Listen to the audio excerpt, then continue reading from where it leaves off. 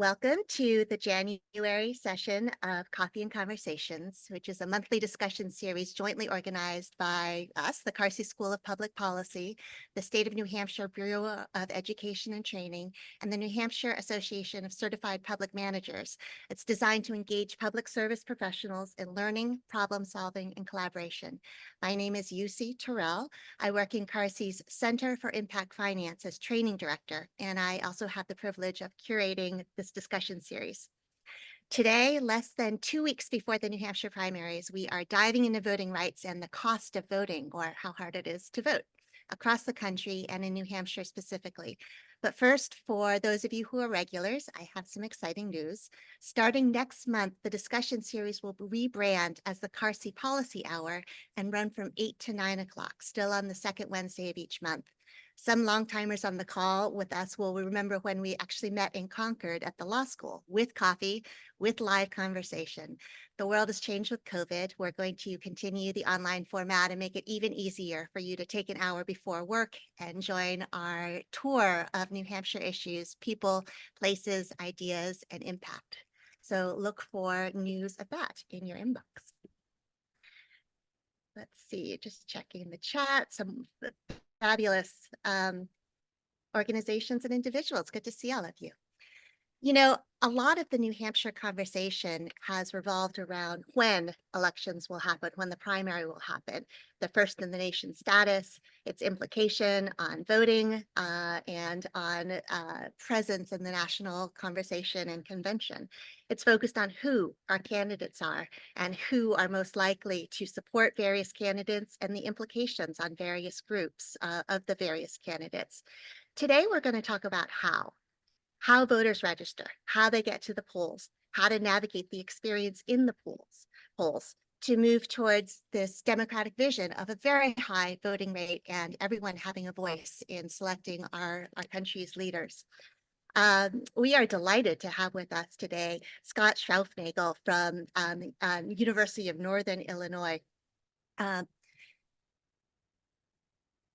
He's a professor and former chair from Florida State University. He's broad interest in institutional effectiveness, policymaking with a particular academic focus on policy innovation. His published works have dealt with institutional arrangements that promote effective elections worldwide and the factors associated with productive legislators. And he has a book available on Amazon right now, which is on its way to Carsey. And hopefully for those of you who have a deep interest in this, can be on its way to you as well. Scot is going to start us off with a focus on his cost of voting index report that frankly, among those of us in New Hampshire, dropped like a bombshell when we first learned about it. I read it in the New York Times, and as Scot will explain, the New Hampshire is 50th in the country in terms of the cost, the difficulty of voting. And yet we have this paradox of such a high voter turnout. So today's discussion will look at this paradox and how it happens that how the paradox exists, why it exists, and what we can do to lower the cost of voting and make the voting more broadly available, not just for those who take the effort and have the means to turn out. So McKenzie St. Germain from the New Hampshire Committee for Voting Rights will follow Scot, and I'll give her a brief introduction at her time. So Scot, turn it over to you. Oh, and folks on the call, the way to ask questions, which I hope you do, make comments, is to do it through the chat or the Q&A function. I will be monitoring those and we'll weave those into the discussion about halfway through the call today. And also, if you join late, please do put in your name and affiliation into the chat. Thank you, and over to Scot. Okay, thank you, UC. So this is a topic that I've been studying most of my life, or most of my adult life, I suppose. I study elections around the world, but also, interstate differences in the US. One of the original research questions going back many years was, which states make it more difficult to vote? And ironically, when I first started collecting this data, New Hampshire was among the easiest states to vote. And what we're going to find out is that what caused New Hampshire to drop down it's not that the state has gone out of its way so much to make voting more difficult as much as it just hasn't kept up with all of the changes that have been taking place around the country to make voting easier. And so what are the things that make it easier or more difficult to vote, right? And and one of the so we have there's over 50 different considerations that are factored into the index. They're lumped into 9 different issue areas. The one issue area that took over #1 spot in 2022 was early voting days, and so that is this particular variable is the most like all the others. It explains the most inter-item variation in this sort of factor analysis that we use, and so and then states without early voting, there's only a few left. Of course, New Hampshire being one of them. It's you sort of get dinged twice, I suppose, because there's a variable for whether or not you have it, and then there's another standalone variable about the number of early voting days. And so, and of course, New Hampshire scores a 0 in that regard. But some of the other considerations, automatic voter registration, which has become very common here only in the last couple of election cycles. About 2/3 of the states have it now. Online voter registration started in Arizona in 2000. It's very common around the world, around the country, and around the developed world. Felony registration, if I get a chance in the QA, I wouldn't mind. I've got some anecdotes about this as far as how states started to deny felons the right to register to vote. Registration drive restrictions, no third party. There, New Hampshire is one of only 2 states that don't allow that. And then related to actually casting a ballot, limits on absentee voting. Some states make absentee voting very, very simple. Other states require like a state sanctioned excuse. And then many states allow people time off from work to vote. So and here there's all kinds of variation as the number of hours and whether or not you get paid time off from work to vote and so forth. And then there's been, like I say, I've been studying this since the 90s, 94 or so. And it used to be we'd always grow the number of voting polling stations. That was the way that, that was the way of the world, or whatever, always increasing. And then only since 2016 have we seen the elimination or a reduction in polling stations in some states. And then poll hours, states vary quite a bit. New York has some of the most progressive, if you will, or largest number of poll hours, or the hours that the polls are actually open. But also, voter ID laws, only a signature required.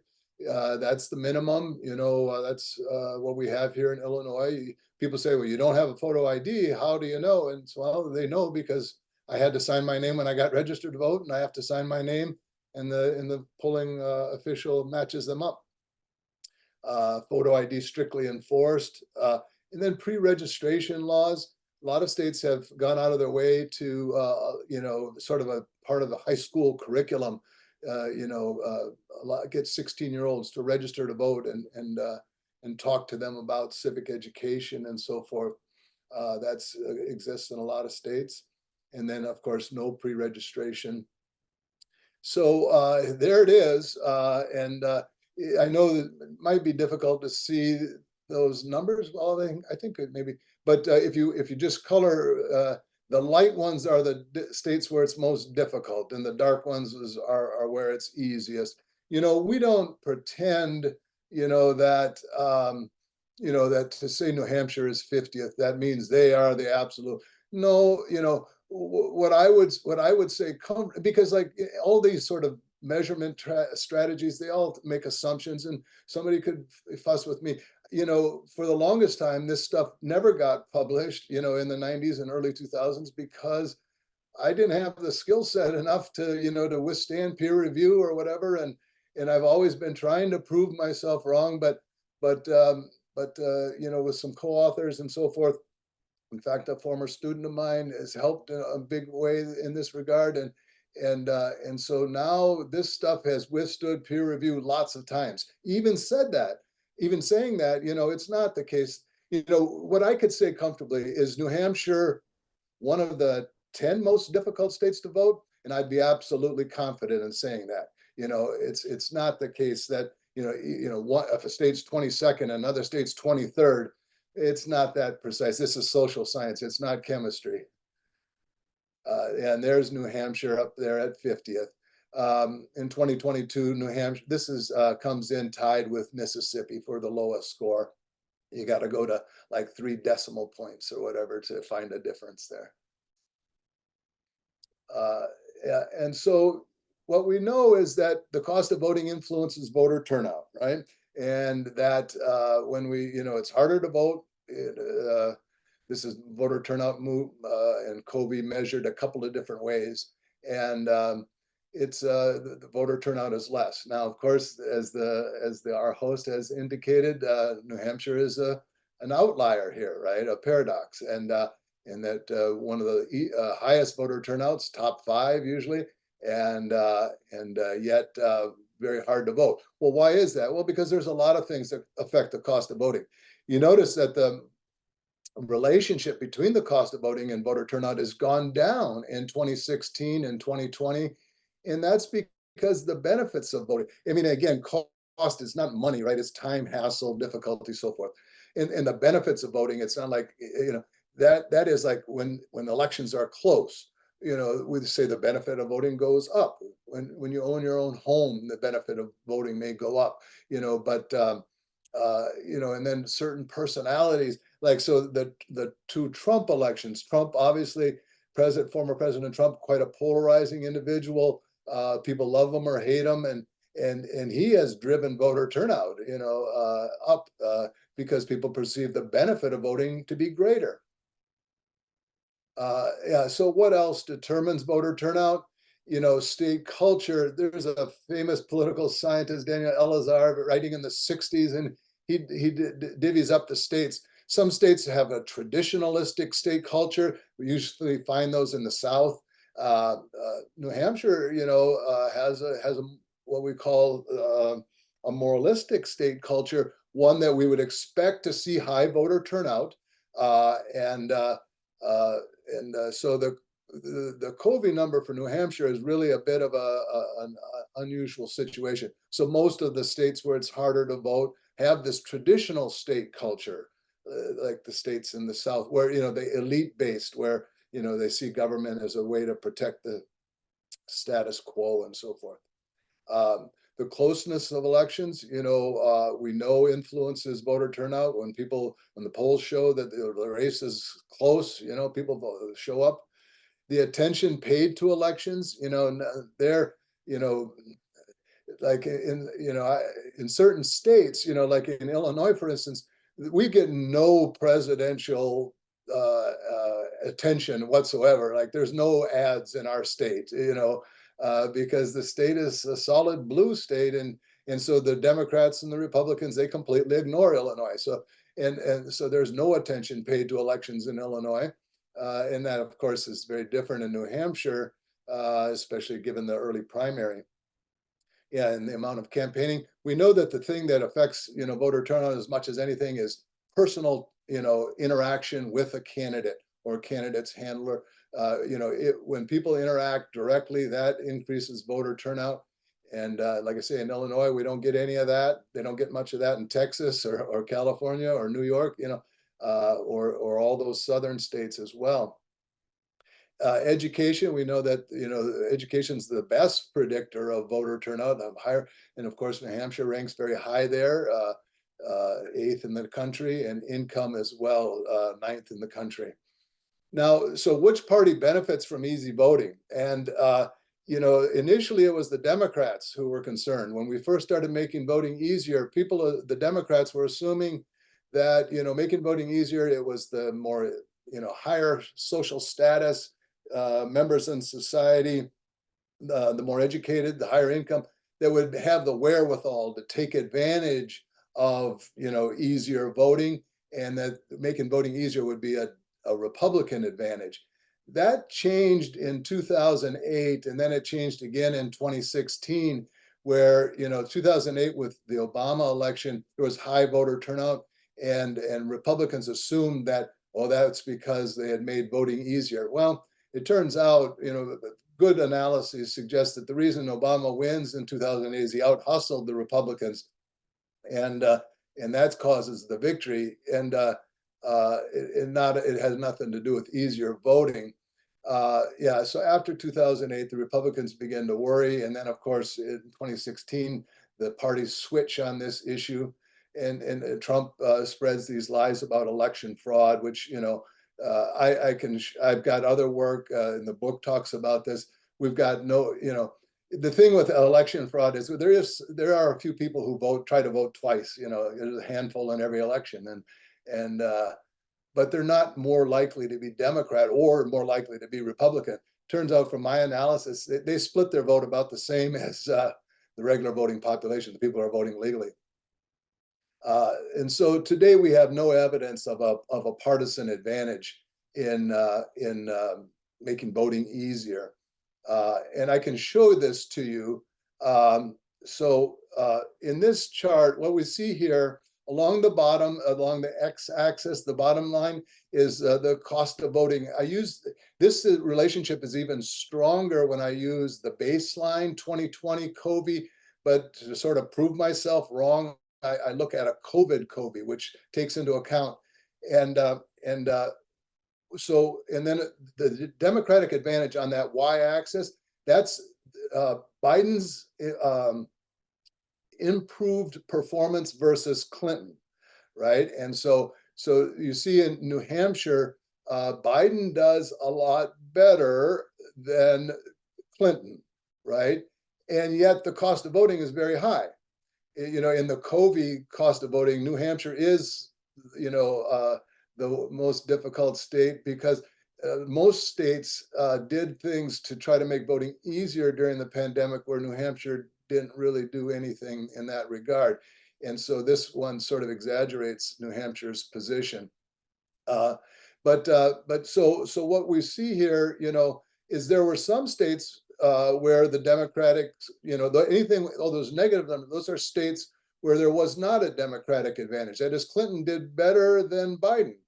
But there's states like Illinois and California, Nevada, New York, Florida, but those are, when you look at Illinois, California, those are states where the voting is actually easier.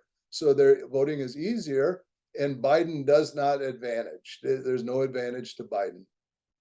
I recognize this, the day after the election in 2020, and I wrote about it, and it got picked up, and I don't know, maybe we'll get to that. I know I got to watch my time here. So this chart shows on the bottom line there is the increase. Now, all 50 states increased their voter turnout in 2020 versus 2016. So this is the increase in the voter eligible population that turned out to vote, the percent that turned out to vote. And so, on that x-axis, the horizontal line, there's no zero there because all the 50 states had an increase in voter turnout. But notice New Hampshire. Now, New Hampshire increased voter turnout very little, compared to other countries around other states around the country. But yet it had that big. So increase in voter turnout did not help increase in voter turnout did not help the Democrats in 2020. There was an increase in voter turnout, but it did not help the Democratic Party. There's an article way back when written about increases in voter turnout, and in the title, this is in the American Political Science, the joke is on the Democrats. Hopefully I'll get a chance to explain a little bit more about this in the Q&A. So what makes voting easier? Why make voting easier? This is my last slide. We know from research, good research, historically and across the world, including people in the political associations, reduced political violence. In 2020, we had a lot of violence associated with the murder of George Floyd. These are people who obviously felt that they, didn't have a voice. We had the insurrection in January of 2021. Again, people who felt the political process had failed them. So, we know that when you increase voter turnout, at least across the world, that this is associated with a reduction in political violence, and it may also be the case in the US. And then restricted voting disproportionately, hurts certain groups. In particular, the less educated are disadvantaged. So people without a high school diploma, we know the cost of voting puts an extra burden on them, but also renters. And those are the two subpopulations where the relationship is the strongest. And then many of the new technologies that make voting easier actually increase election security. And hopefully we'll get a chance to talk about that some more as well. And I'll stop there. Thank you so much, Scott. That was terrific. Your wealth of experience here. I will say that if we're going to be in the bottom 10, thank you for making us 50th, because the shock value and the ability for the campaign for voting rights, or shout out to Susan Dewhurst of the New Hampshire Democracy Fund and her network and community. It's opened a lot of doors to be able to share that with folks who perhaps weren't as aware of some of the ways that New Hampshire hasn't kept up. We'll turn now to McKenzie St. Germain from the New Hampshire Campaign for Voting Rights. McKenzie has been active in our state for a number of years on campaigns for Joyce Craig, Elizabeth Warren, Jeannie Shaheen, in the office of Senator Maggie Hassan. So you may get a sense of her political leanings, but as we know, the expanding voting rights for all can have jokes on particular political parties, or can have wide benefits. So congratulations to McKenzie for pushing through the election information portal passed by the House earlier this month. And I'm sure she'll talk about that and how it's updating New Hampshire's voting infrastructure a little bit, at least, as well as much remaining. So McKenzie, over to you. I'm the director of the New Hampshire Campaign for Voting Rights, which is a nonpartisan coalition. We work to improve voter access in New Hampshire. We're really excited to be here today, especially because we have cited this research a number of times in the last year since it came out. And since the beginning, when we started citing it, immediately when this article came out, people said, well, even people who really consider themselves, pro-voter in the voting rights community, a lot said, I don't think that's right. We have same-day registration. We have really good access in New Hampshire. And we do have same-day registration, but we also have a lot of pieces of our infrastructure that need to be improved, that lead us to ranking 50th and lead us to having really unequal access to the ballot. So adding a little bit on from what Scott said in terms of what we see as kind of the biggest challenges in New Hampshire, why we are ranked 50th, and to make sure that this is clear. One, we have same-day registration in New Hampshire, so voters can register on election day. They also can register at their town or city clerk's office. Those are the only two ways to register to vote in New Hampshire. You cannot even see the voter registration form online. Unlike other states, we don't have third-party voter registration, so there can't be a voter registration drive run by a nonprofit. There's no door-to-door, folks coming around with forms and getting people to register to vote. We do not have currently any sort of online voter registration. And we also don't have, because of an exception to the National Voter Registration Act, we don't have any sort of voter registration that connects with the DMV. Other states, when you get your license, you can automatically register to vote. That system is not in place in New Hampshire. There is no connection there. Another thing that was talked about earlier and is very relevant for New Hampshire, we do not have early voting of any kind. And we also have very limited absentee, we call it absentee here, but any sort of mail-in voting. In order to vote absentee, voters need to meet a number of exceptions, or any one of a number of exceptions, including being absent, having a disability. These excuses have been expanded a little bit to include if you have child or elder care, if you have responsibilities for work, religious commitments is in there. But if you do not meet those guidelines, you cannot vote absentee in New Hampshire, and you are kind of the result is you have to vote on election day in person. This is something, the third one is something that is not, I think, captured in data or the index as much, but I think it is worth mentioning here as it ties into all of the other pieces, is that we have very decentralized election infrastructure. Each town or city in New Hampshire is responsible for running their own elections. We are not run at a county level like other states.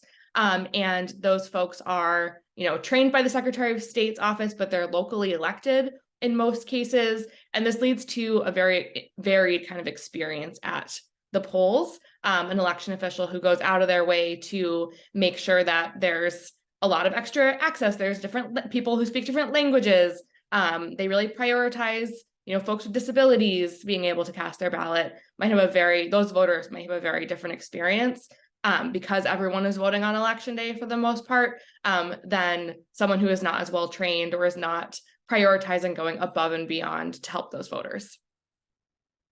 So to kind of walk through this and get a sense of what do these limitations look like for an actual voter, kind of created a avatar voter here. We're calling Alex, who would be a first-time voter in New Hampshire, let's say.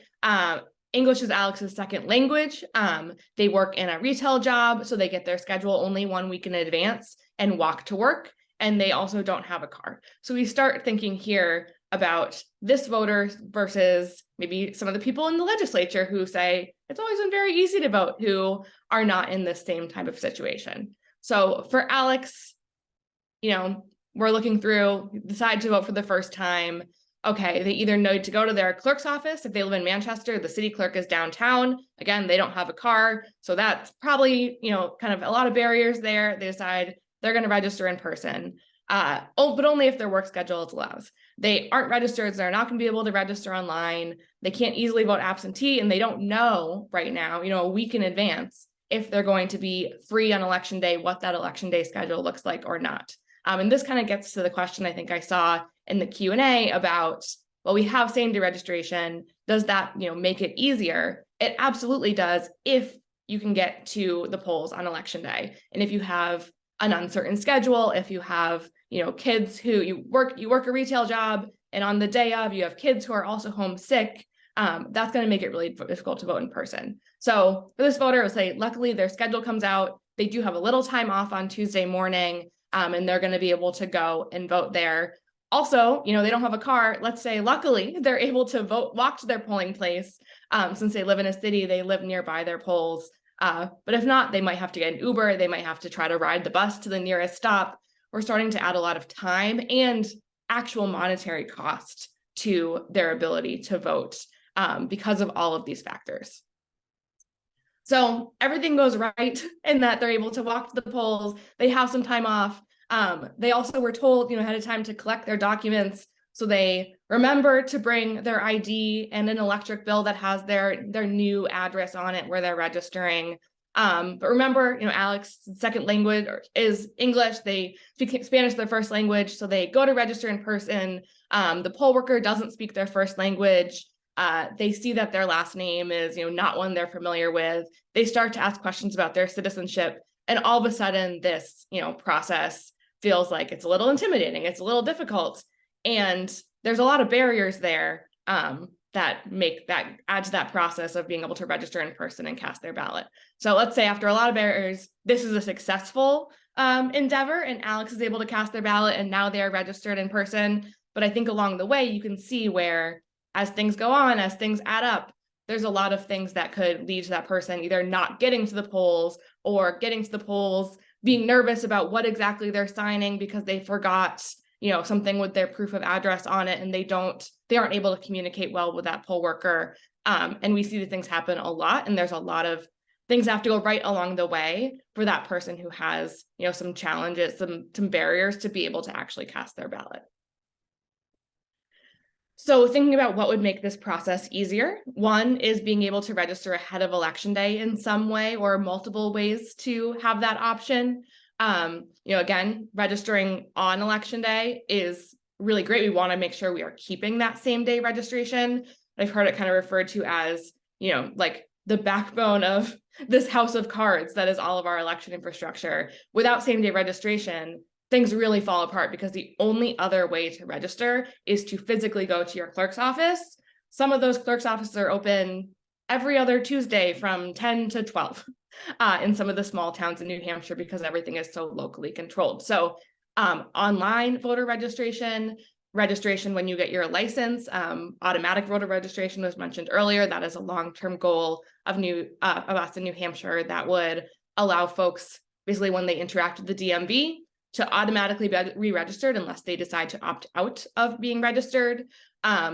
Or even, registering, being able to register third party, a form to mail in, a volunteer who's able to help you with your voter registration process, none of which we have. Being able to vote early, especially for, again, folks who they have a free day, they would like to vote early versus having to go to the polls on election day. And a lot of things can go wrong that can, prevent them from getting there. Being able to vote in person early or, absentee voting, expanded absentee has been a priority for our coalition as well to make sure that anyone can cast that mail-in absentee vote versus only those with a limited list of excuses. And again, a little more fluid, but more additional resources, both people, training, support for our election officials so that they can support all voters getting to the polls, even the ones that they know and are familiar to them and look like them and speak their language, and those who don't. So we can kind of limit this really varied experience on what it actually looks like and how you can, what your experience looks like at the polling place. So to get to the question of, we have really high turnout, we feel like it probably is easy to vote then. There seems to be, in our kind of seeing some data, it really appears that there's some discrepancies in the types of places with really high turnout in New Hampshire and turnout as a whole versus some specific areas. So the America Votes data team put this together for us. So thank you, Nate, for pulling this census data. We'll say this is not obviously causational research, but I think it can help us see where those limitations and that, not having as many different options for voting, for registering, really can impact voters. So Nashua Ward 4, Manchester Ward 3, and Manchester Ward 5 are the three most diverse wards in New Hampshire. Although they are still predominantly white, their Latino and Black populations are significantly higher than the state as a whole. We can also see in those areas that, so this middle line, the chart, the 0% line is, the state data as a whole, and then the purple is Nashua Ward 4, orange is Ward 3 in Manchester, and green is Ward 5 in Manchester. You can see that the percentage of renters in those three places where we have the most diversity are significantly higher than the state as a whole, up to 51% in Manchester Ward 3. We can also see that, the likely college percentage in the census data for these are lower than the state average. Means we likely have folks who have lower incomes, are more transient. So they're not owning their house where they have their mortgage, they've lived there, they may be moving around and not have a license that has their address on it, not have those documents as easily and have to re-register more often, be moving more often. It's a little harder to focus on getting to the polls. The data here that I think is really important is that voter registration rate and how much lower it is, up to 42% lower than the statewide number in Nashua Ward 4. And then the voter turnout rate. And that is voter turnout of the citizen voting age population. So we're seeing not only, it's not just of the registered voters, lower turnout, but of those who are eligible to vote in those wards, both in 2020 and 2022, we see around 30+% lower than the statewide turnout rate. I think this is really data that really helps illuminate the difference in these places and how some of these barriers, not being able to register ahead of time, be more likely to speak a different language, lower income in a job that might have a less flexible schedule, do impact the registration and turnout rate. And we like to hypothesize that by having, online voter registration, more ways to register to vote, more times to vote, we're able to get these folks who are disproportionately impacted and disproportionately turn out at lower rates or register at lower rates to be able to access the ballot in the same way. And you see, I just want to do a time check. Am I good? I have like 4 more slides. Great.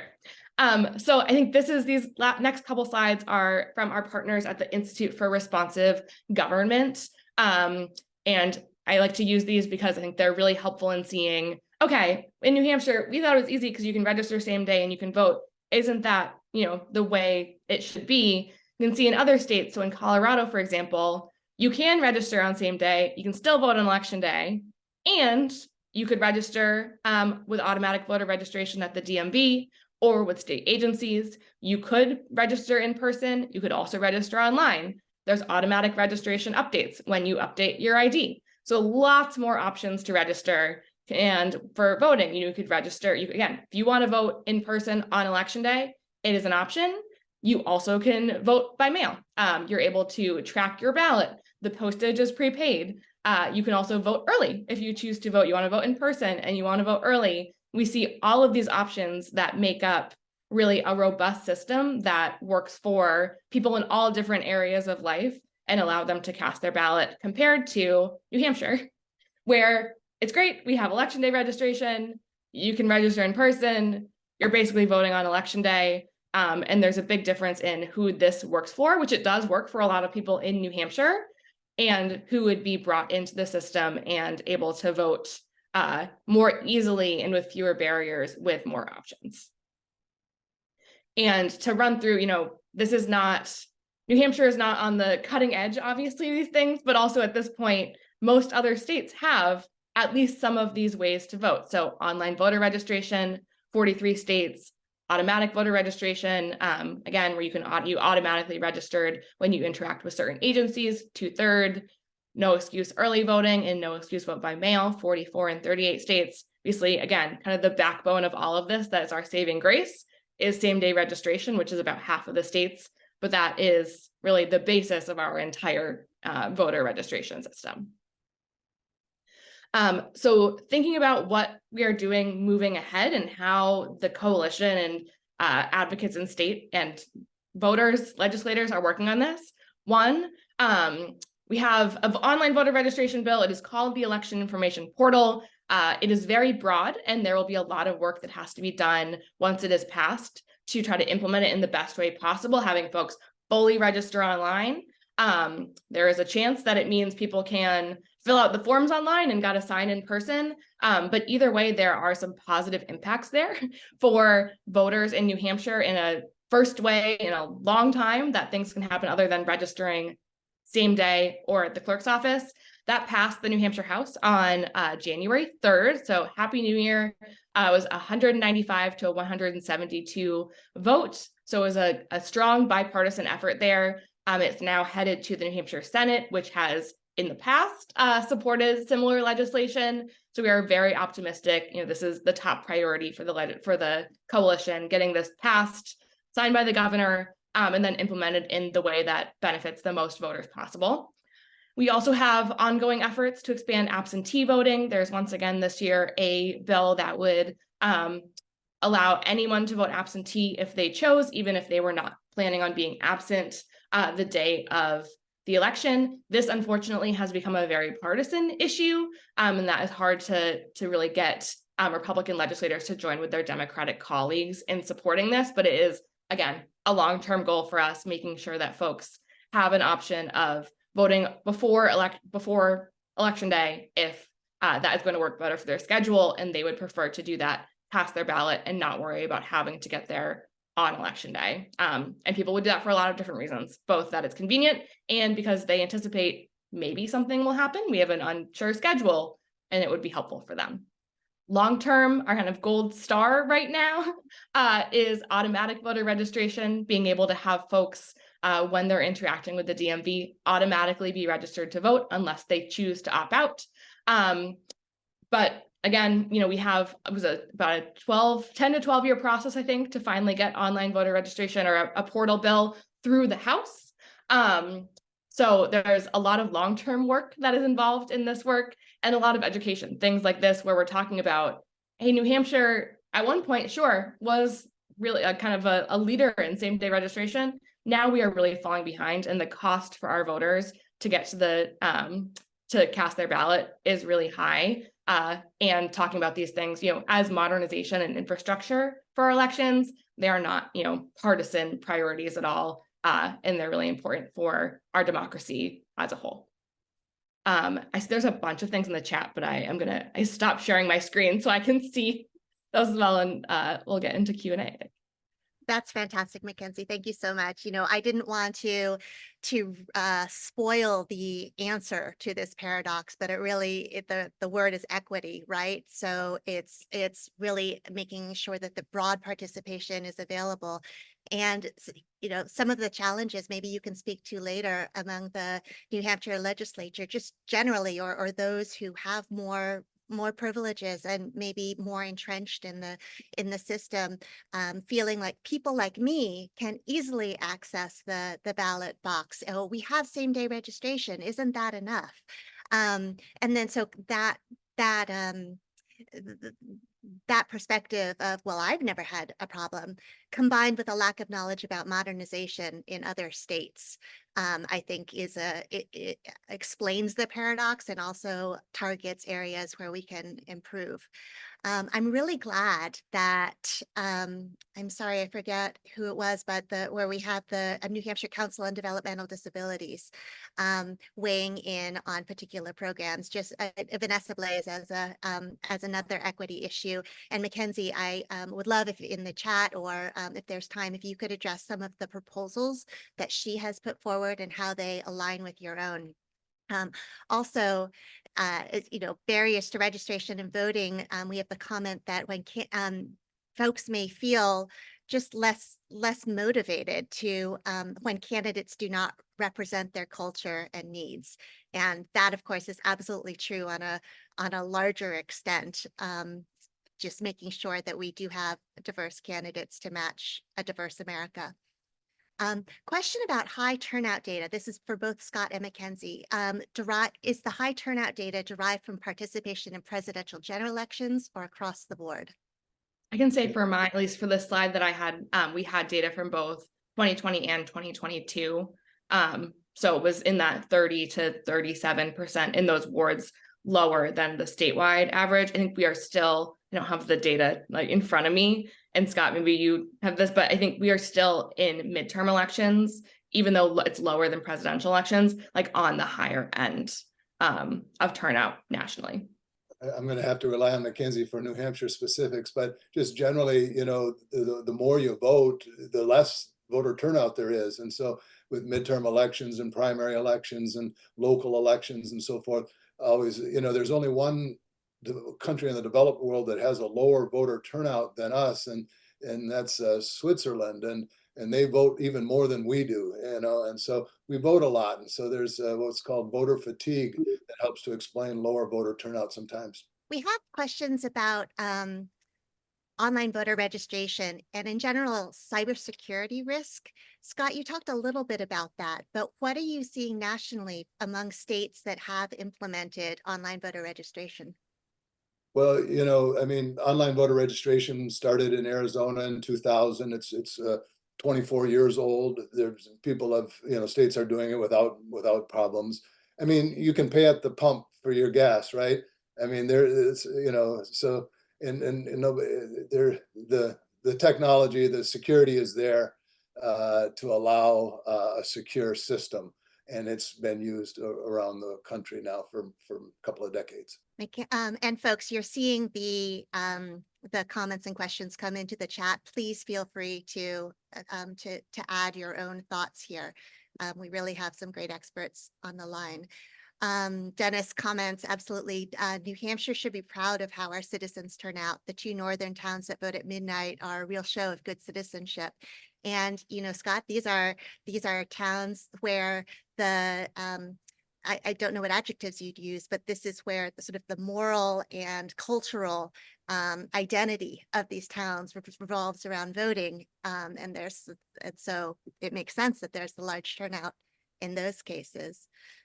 And I can just quickly, I think, address the question about the impact disabilities have on too. Obviously, the example we used was someone who was able-bodied and was able to walk to their polling place and vote privately and independently at their polling place. one of the things I think I can find her, Vanessa brought up was the ability to use the called One for All machines, which are accessible voting devices for folks who have, anyone can use them, but print disabilities, sight disabilities, where folks are able to listen to the candidates, type them in, or check on an iPad. That is expanding those to our local elections is a priority for the coalition, as well as always having additional trainings. We see a lot of times, again, because of the decentralized nature, they're not plugged in, folks aren't sure how to use them, they're not well trained on them.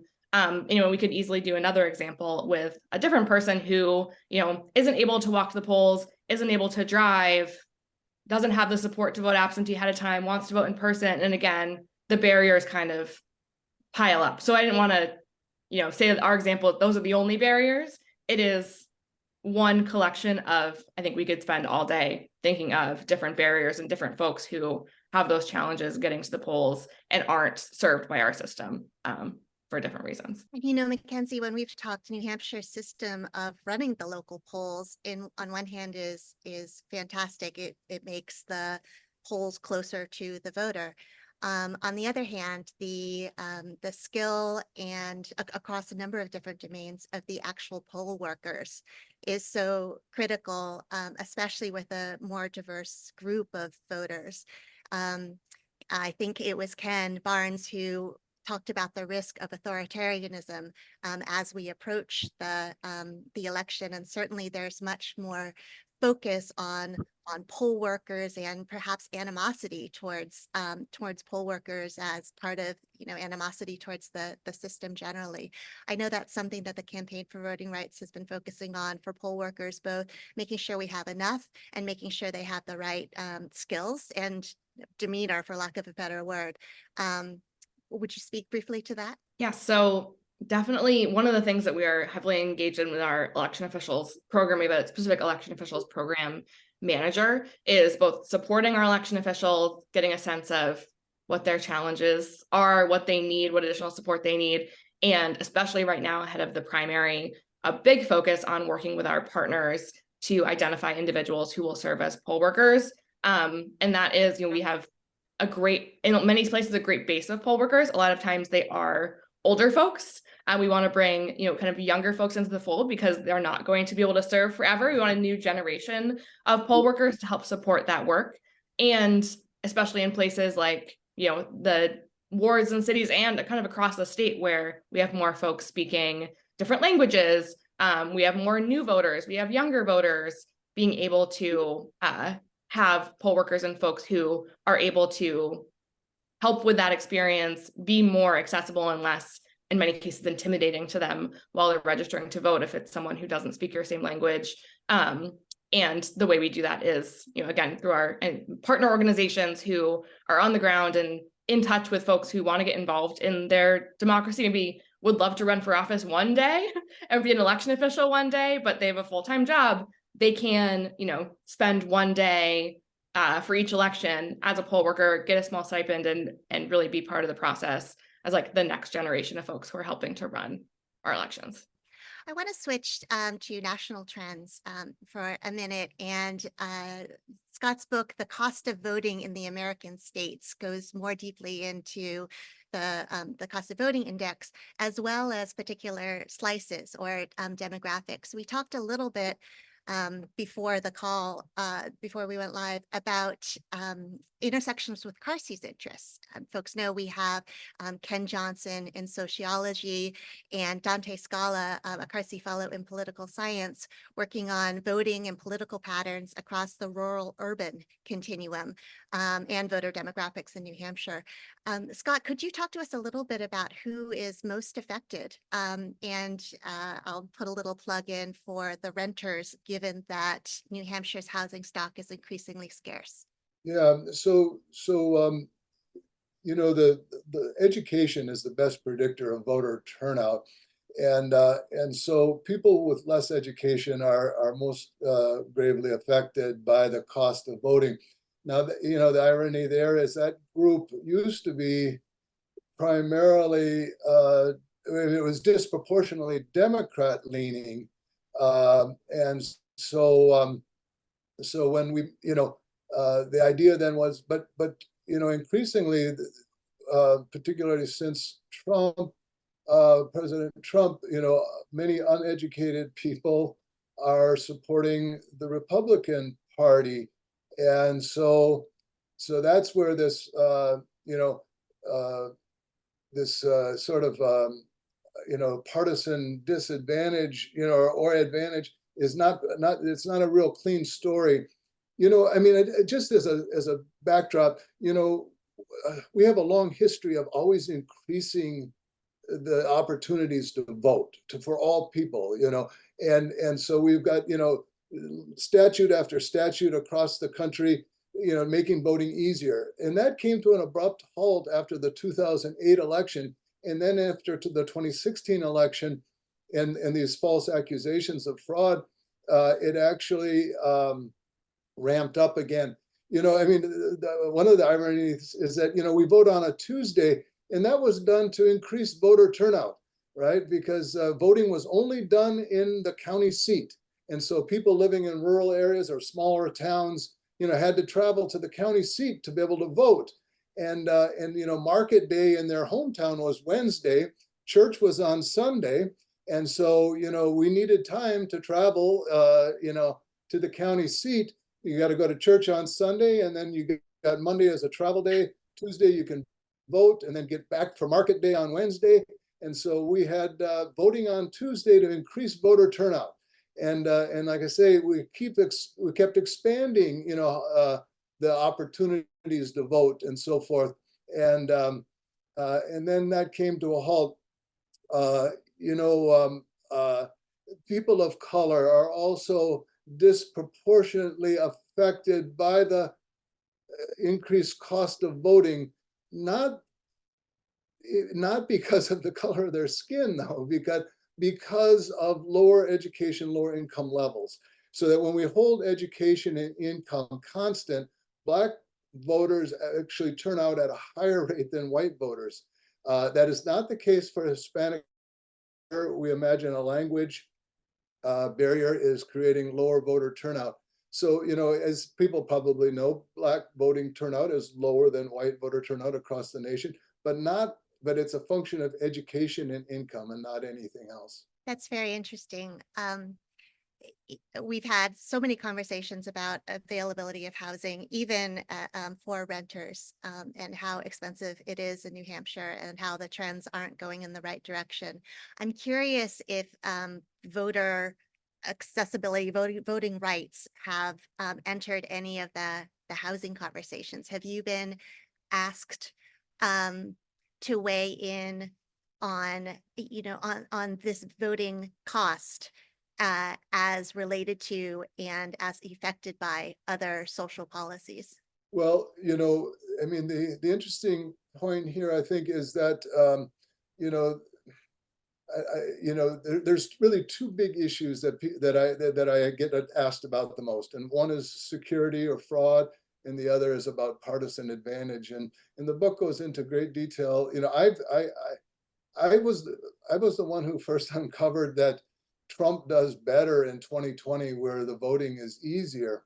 When I was interviewed by a journalist with Reuters, that went, out on the wires, and Georgia and Florida were in the process of making voting much more difficult, and they got that word, and they stopped in their tracks, and they, Iowa went forward. Iowa, I know, is not a long way from New Hampshire, but it's an interesting story in that voting. Trump does way better in Iowa in 2020 than he did in 2016. Joni Ernst, the senator from Iowa, wins going away in 2020. She was supposed to be in the race of her life. They pick up 2 House seats and a big increase in voter turnout. And the Republicans do really, really well. Well, then the Republican state legislature went ahead and made it more difficult to vote, sort of shooting themselves in the foot. So I keep stressing this partisan angle because, there's so much misinformation about this, and it just needs to be cleared up. I mean, I know McKenzie has indicated that Republicans in the New Hampshire state legislature are blocking some of these improvements, and it's really, really short-sighted, view on their part. We've got no evidence to suggest that increasing voter turnout is going to hurt the Republican Party.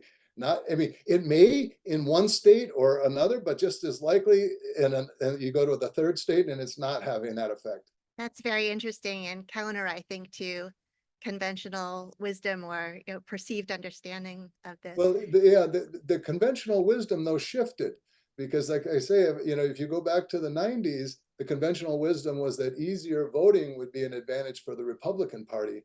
And now the conventional wisdom shifted as of 2008. There's a great conversation going on in chat about voting machines. And it sounds like we have a lot of very knowledgeable people working with McKenzie to explain the current situation. McKenzie, do you want to give a pithy summary? Yeah, I'll try to do a real quick. Currently, what we use in New Hampshire is they were first created in 1989. So I think that should tell you everything that you need to know about the AccuVote machines we currently use.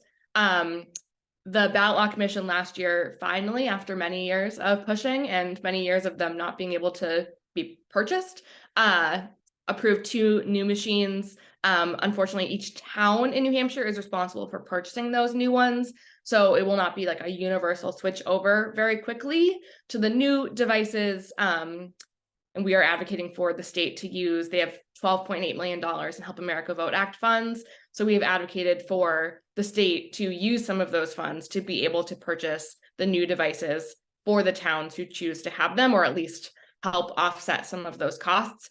We have talked to a lot of towns, some have done a survey, some are prepared. Like I think Exeter has funds set aside to purchase 4 machines. Others, didn't get it in their budget this year, and that means the funding isn't there, and they maybe will try again next year. And then I also recommend reading that Boston Globe article because there's some questions about if they're going to be ready in time for the 2024 presidential election. If our current machines break down, what happens because they're so old and we don't have enough parts to replace all of them. It is a big priority for the coalition this year to kind of make sure we have a lot of plans and contingency plans so that we are not hand counting the presidential election in November. That would delay the results by a significant amount, I think. Though, yes. McKenzie, it sounds like while our policies are moving in the right direction, so many questions still remain around implementation. So really keeping an eye on the ball, as Ken Barnes mentioned, as the election information portal goes over to the Senate side and then to the governor's desk, but even for policies that are and funding that is already in place, making sure that the implementation occurs and occurs well. This leads us to Susan's question: what is the best way to follow the Campaign for Voting Rights work or to get involved in the months ahead? Yeah, so I will say I know our website was shared. We are in the process of finally kind of getting our new website up and running fully and having more information on there. I think folks have my email, and if you're not involved with a group that is part of the New Hampshire Campaign for Voting Rights, folks can reach out to me, and I'm happy to get you on our larger coalition list for our right now weekly meetings because we are in the legislative session. A lot of the actions and work are done through our partner organizations, so can always get folks looped into those organizations to be able to get the resources to advocate on bills, to be connected with their legislators, to know what is going on week to week. And then I would also definitely direct folks to the New Hampshire Progress Alliance and New Hampshire Democracy Fund who are on here and are big supporters of our work, both kind of short-term and long-term. It is a great way to be able to support our work moving forward. So we will be saving this chat, including these websites and other resources. So don't worry, you don't need to if you're not at a computer or a pen and paper right now. I don't see further questions from the audience. If I missed any, please re-ask. But this actually allows, I think, us to take a step back for a question that I've been dying to ask, Scott. You raised it about felons.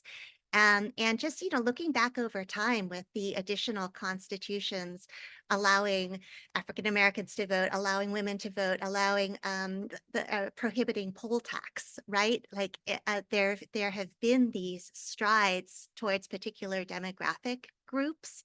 And tell us a little bit about the story about access to voting for felons or former felons, and where we are in that pendulum swing also, which seems to exist with progress, backlash, progress, backlash. Right. So thank you. Felon restrictions date to the post-Civil War era, and they were part of black codes. They started in the South, and it was a very purposeful attempt to prevent African Americans from voting. And so once African American men got the right to vote, many Southern states made laws that they knew black residents would break, and then they would get the felony tag, and then they wouldn't be allowed to vote. It was a very, very purposeful effort, and it spread around the country. Now, two of the states that come very close to New Hampshire that have no felon restrictions whatsoever are Vermont and Maine. And part of the reason why is that there's no black population in those states. So New Hampshire again is a bit of an outlier in that it has this felon restriction when its neighboring states don't. When we say, I remember talking to a group of state legislators from around the country, and they were saying, well, there's not much public sentiment to extend voting rights to murderers and rapists, and a lot of people assume that a felon conviction makes they've committed a violent crime. Real quickly, my cousin, who's a year older than me, in his mid-60s, in his early 20s, went from Wisconsin down to Texas with a buddy, and to bring a bale of marijuana back from Texas to Milwaukee to sell, and they got caught in Arkansas, and he did 2 years in a federal pen. And now this is a guy, if you would meet him, he's a wonderful grandfather to his 5 or 6 grandkids, I think he's up to now. And he worked as a construction superintendent, paid a boatload of taxes throughout his life in Wisconsin. He can't vote because of a mistake he made in his 20s. And that story, you say, well, that's a really odd. That story is as common as the murderer story or whatever. It's, there's a lot of people with felony convictions that there's no reason to prevent them from being involved in the political process. It sounds like, what are the restrictions for formerly incarcerated? Where is the line for ability to vote or not? So some states, there are only 2 states, Vermont and Maine, where you can get registered to vote while in jail. And then a lot of other states, they restrict registration. All the other states, you can't get registered to vote while you're incarcerated. And then the next line, though, is once you've left the prison or the jail, can you now get registered to vote? And it's the norm still is that you cannot, including New Hampshire, but some states have begun to expand that. Florida, there was a big to-do because they were trying to expand voting rights to people who at one point were incarcerated, but then they walked back and but until you've paid all these fines and you've done this and that and so forth, you still couldn't get registered to vote. So it's not a big population of people, but more so in this country than most countries. I don't know if people realize, but we imprison more of our population as a percentage than other countries in the developed world. And so we do have, but again, it's not very clear that there's any kind of a partisan advantage, or that there somehow there would be an increase in fraud, or no evidence of anything like that whatsoever. And I think it gets to, over the centuries, which groups we attach stigma to and think shouldn't have the right, with the upper R, to participate in our democracy, as well as confidence that the judicial system is correct and that redemption is not possible. So it's interesting how the cultural perceptions shift. McKenzie was saying that in New Hampshire, folks are able to register and vote once they are no longer incarcerated. However, many voter education groups encounter a lot of formerly incarcerated folks who believe they cannot vote. So it's information flow there. McKenzie, when we come back a year from now, what do you hope and think we will have achieved as a state by that point? So I very much hope that a year from now, we have passed the election information portal bill and are on a really strong track to get a robust system that allows folks to fully register online using either their ID or a social security number. That would be our number one goal and priority. I hope we can get there. Also, a smooth process in terms of getting our new ballot counting devices online. Success would be that towns and cities are able to use these in the 2024 presidential election, and that there would be some support from the state for those towns and cities to buy them and to have some financial support there. And that and I think there's something I didn't mention, but I think is important to touch on, is that we are seeing kind of every single year attacks on same-day registration and limiting same-day registration. So in 2022, a bill was passed where now folks, when they register same day, are required to, or for the first time in New Hampshire, are required to bring a driver's license or some form of photo ID. If they do not have that form of ID when they register to vote for the first time, they have to cast what they're calling an affidavit ballot. They have to turn in that proof of ID within 7 days. If they don't, their vote is thrown out. It is removed from the final counts.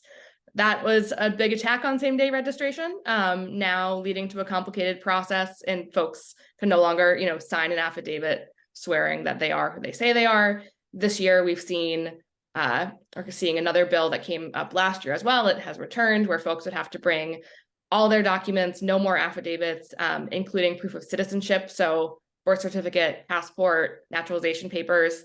So success will be, once again, defeating those pieces of legislation as they are proposed, and defeating them very soundly, especially, thinking about the fact that, again, same-day registration is the backbone of our registration system. If folks cannot register to vote without a passport or birth certificate or naturalization papers, that is a huge detriment, not only unconstitutional, but just generally a huge detriment to folks' access to the ballot. So our goal this year is to once again defeat that legislation, and I hope defeat things soundly enough that they don't come back at the same level each legislative session, and folks know that these aren't going to be, bills that get through the New Hampshire House and Senate. McKenzie, what are the chances of getting early voting? Asks Ken.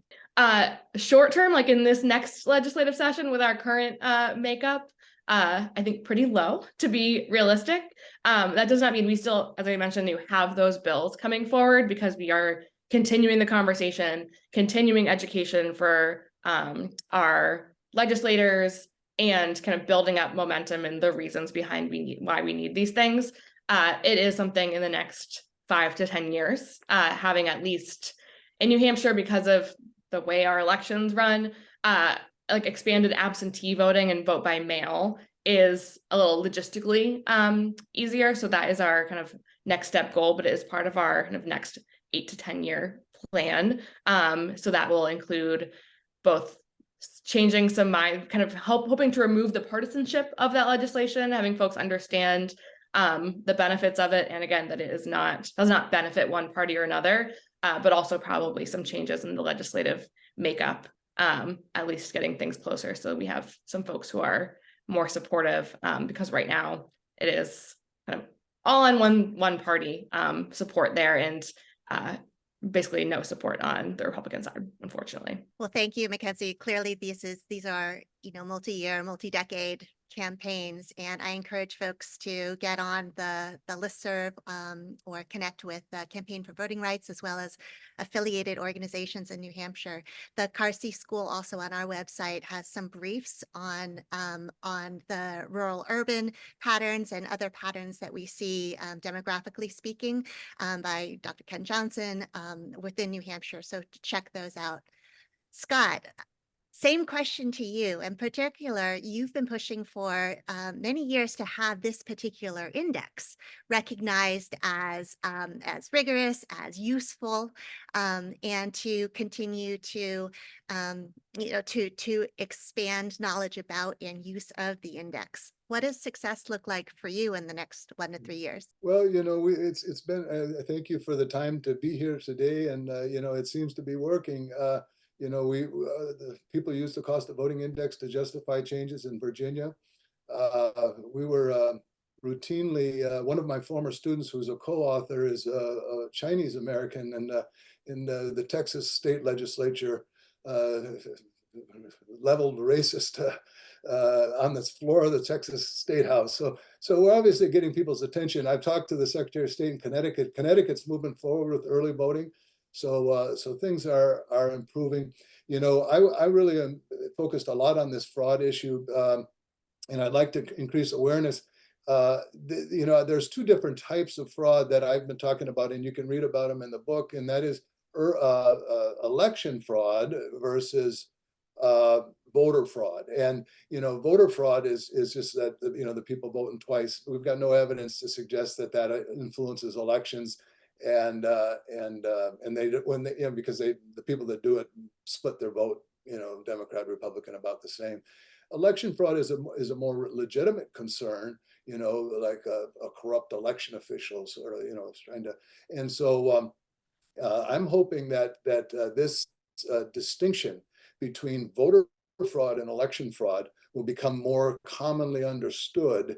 And so that if indeed your concern is security, the focus should be on election fraud, not voter fraud, which is really a non-issue. Yes, that would be a helpful distinction for sure. Scott, thank you for joining us.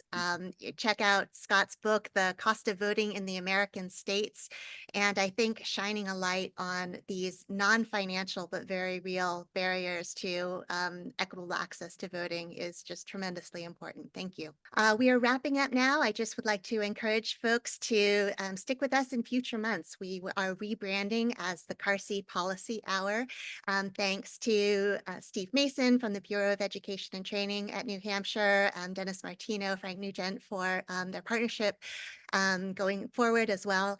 And we have some fantastic topics lined up for you around refugees and immigrants in New Hampshire, around a really fascinating model for a voluntary do not purchase list to prevent gun suicide. So just as our Second Amendment allows folks the right to own guns, I should, if I am worried about my own tendency to suicidal ideation, to be able to sign up on a do not purchase list to prevent myself from impulsive purchase of guns.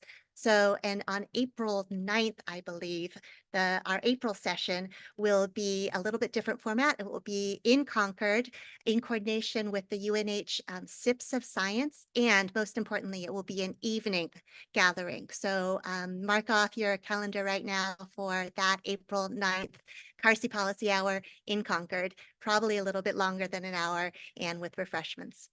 Thank you, everyone. The recording and presentations will be online shortly. Take care.